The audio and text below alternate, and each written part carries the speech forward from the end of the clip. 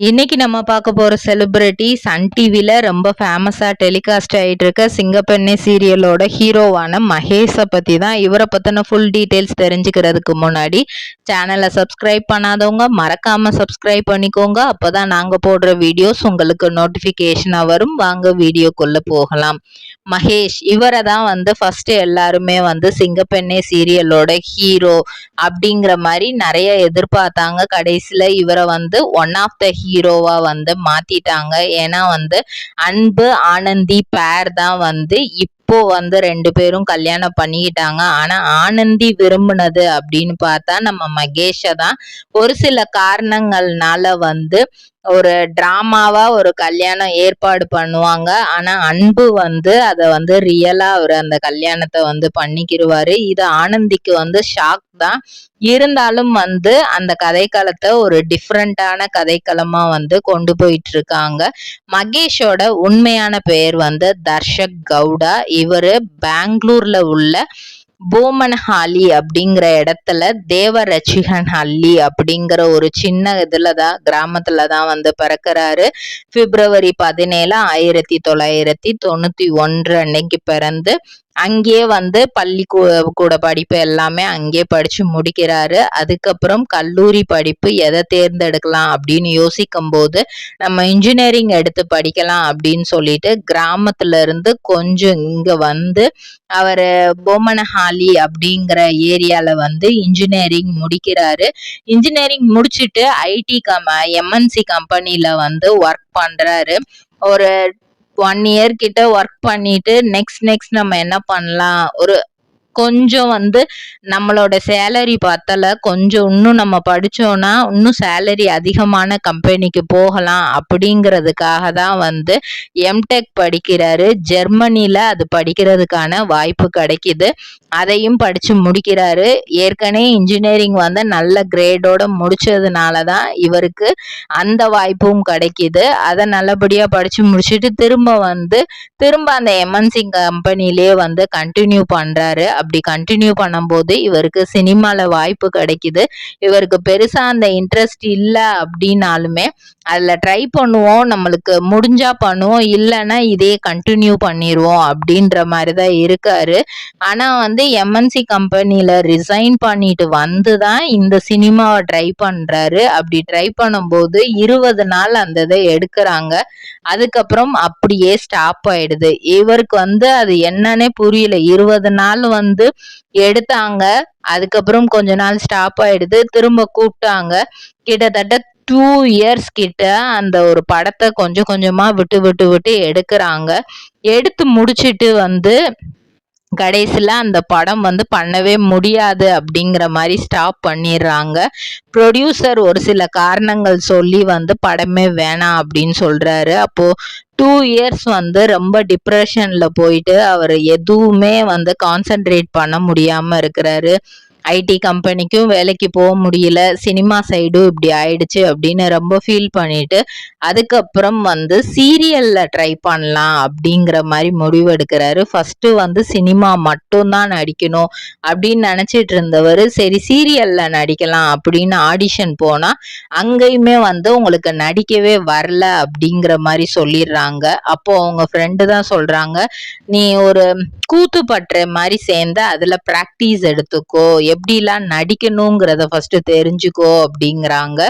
உன்னோட ரிஜெக்ஷனை அதை நீ ரிஜெக்ஷனா பார்க்காத, ஒரு பிராக்டிஸ் பண்றதுக்கான ஒரு ட்ரைனிங் பீரியடா நீ பாரு அப்படிங்கிற மாதிரி சொன்னனால அந்த 20 days அவங்க கூத்துப்பற்றையில சேர்ந்து நிறைய விஷயங்கள் கத்துக்கிறாங்க. அப்புறம் கன்னடத்துல கண்மணி அப்படிங்கிற சீரியல் 2018 கிடைக்குது. அந்த சீரியல் பண்றாங்க. அதுக்கப்புறம் அனுபல்லவி அப்படிங்கிற சீரியல் பண்றாங்க. சன் டிவிலையும் அவங்களுக்கு அருந்ததி அப்படிங்கிற சீரியல் பண்றதுக்கான வாய்ப்பு கிடைக்குது. அதுல கோவை சரளா மேமோட ஒரு சில சீன்ஸ் பண்ற மாதிரி இருக்கும். அவங்க சாமியார் கெட்டப்ல நிறைய காமெடிஸ் பண்ணிட்டு இருப்பாங்க. அப்பதான் அவங்கள பத்தின நிறைய விஷயங்கள் தெரிஞ்சுக்கிட்டு ரிஜெக்ஷன் அப்படிங்கிறது ஒரு பெரிய விஷயமே இல்லை அப்படிங்கிறதையும் கத்துக்கிட்டாராம். அதே மாதிரி விடாமுயற்சி பண்ண எதுவுமே சாத்தியம் அப்படிங்கிறதையும் கத்துக்கிட்டாராம். இவங்க வந்து எப்படின்னா வந்து உங்க வீட்ல வந்து மேரேஜ் பத்தி அந்த டைம்ல வந்து பேசியிருக்காங்க. நீ சீரியல் நடிச்சதெல்லாம் ஓகே. ஆனா உனக்குன்னு ஒரு லைஃப் பார்ட்னர் வேணும் அப்படின்னு சொல்லும்போதுதான் இவரு தன்னுடைய காதல பத்தி சொல்றாரு. 2018ல இவங்களோட சேர்ந்து நடிச்ச ஷில்பா ரவி அப்படிங்கிற சீரியல் ஆக்ட்ரஸ தான் வந்து இவரு லவ் பண்ணியிருக்கிறாரு. ஃபர்ஸ்ட் வீட்ல வந்து கொஞ்சம் ஓகேவா இல்ல. அதுக்கப்புறம் வந்து கன்வின்ஸ் பண்ணி 2020 நவம்பர் மாதம் 24ஆம் தேதி இவங்களுடைய திருமணம் வந்து நடக்குது. இவர் வந்து அவங்கள வந்து பெட்டர் ஹாஃப்ன்னு சொல்றத விட பெஸ்ட் ஹாஃப் அப்படின்னு தான் சொல்லுவாங்களாம். இவருடைய எல்லா சூழ்நிலையிலயுமே வந்து அவங்க கூட இருந்திருக்காங்க. இவர் டவுன் ஆகும் போதெல்லாம் அவங்க வந்து தூக்கி விட்டுருக்காங்க அவரை. ஒன்னும் இல்ல, இத பாத்துக்கலாம், இந்த சிச்சுவேஷன் வந்து எப்படி வேணா இருக்கலாம். அது நீ அப்பா இருந்தாலும் சரி, டவுனா இருந்தாலும் சரி, சிச்சுவேஷனை ஹேண்டில் பண்ண ட்ரை பண்ணு ஃபர்ஸ்ட். அத பார்த்து பயப்படாத. அத வந்து எப்படி நம்ம பண்ணலாம், ஹேண்டில் பண்ணலாங்கிறத வந்து கத்துக்கோ. அந்த சிச்சுவேஷன் உனக்கு எதனால வருது, என்ன தப்பு பண்ண அப்படிங்கறத வந்து நீ பாரு, அதை யோசி அப்படின்ட்டு நிறைய அட்வைசஸ் வந்து அவங்க கொடுக்கறத வச்சுதான் நெக்ஸ்ட் ஸ்டெப் எடுத்து வைப்பாராம். ஸோ அவங்களுக்கு வந்து இந்த யூடியூப் சேனல்லாம் ஆரம்பிச்சு அதுல கொஞ்சம் பெருசாகணும், கொஞ்சம் பாப்புலர் ஆகணும் அப்படின்னு ஆசையா இருந்திருக்கு. அதனால ஹிம் அண்ட் ஹேர் விளாக்ஸ் அப்படிங்கிற ஒரு யூடியூப் சேனலும் ஆரம்பிச்சு அதையும் ரன் பண்ணிட்டு வந்துட்டு இருக்காங்க. 2 பேருக்குமே வந்து பைக் ரைட் அப்படின்னா ரொம்ப பிடிக்குமா. ஸோ அந்த அட்வென்ச்சர்ஸ் வந்து 2 பேருக்குமே ரொம்ப இஷ்டமா. அதனால நிறைய அட்வென்ச்சர்ஸ் ட்ரிப் வந்து 2 பேருமே பண்ணுவாங்களாம். இவங்களுக்கு 2024 மே 19ல ஒரு ஆண் குழந்தை பிறக்குது. அவங்க பேரு வந்து புரக். இவங்க வந்து ஸ்டார் சுவர்ணா அப்படிங்கிற சேனல்ல வந்து பேட்டா டக்கு அப்படிங்கிற சீரியலும் பண்ணியிருக்காங்க. அப்புறம் காவியாஞ்சலி அப்படிங்கிற சீரியலும் பண்ணியிருக்காங்க. அதனால் தமிழ்லையும் சீரியல்ஸ் பண்றாங்க, அங்க கன்னடத்திலையும் பண்றதுனால இவங்களுக்கும் கால் ஷீட்ஸ் வந்து டைட்டா போயிட்டு இருந்திருக்கு. இவங்க ஒய்ஃப் ஷில்பாக்கும் வந்து கால் ஷீட்டு தான் போயிருந்தனால வந்து கிட்டத்தட்ட இவங்களுக்கு குழந்தை பிறக்கிறதுக்கே வந்து ஒரு 3 இயர்ஸ் ஆயிருக்கு. அந்த 3 இயர்ஸ் கேப்ல வந்து அவங்க ஊர் பக்கம் அந்த பக்கத்துல இருக்கிற நெய்பர்ஸ் நிறைய இதா பேசியிருக்காங்க. ஆனாலும் அதெல்லாம் அவங்க ஒய்ஃப் வந்து எதுவுமே பெருசா எடுத்துக்கல.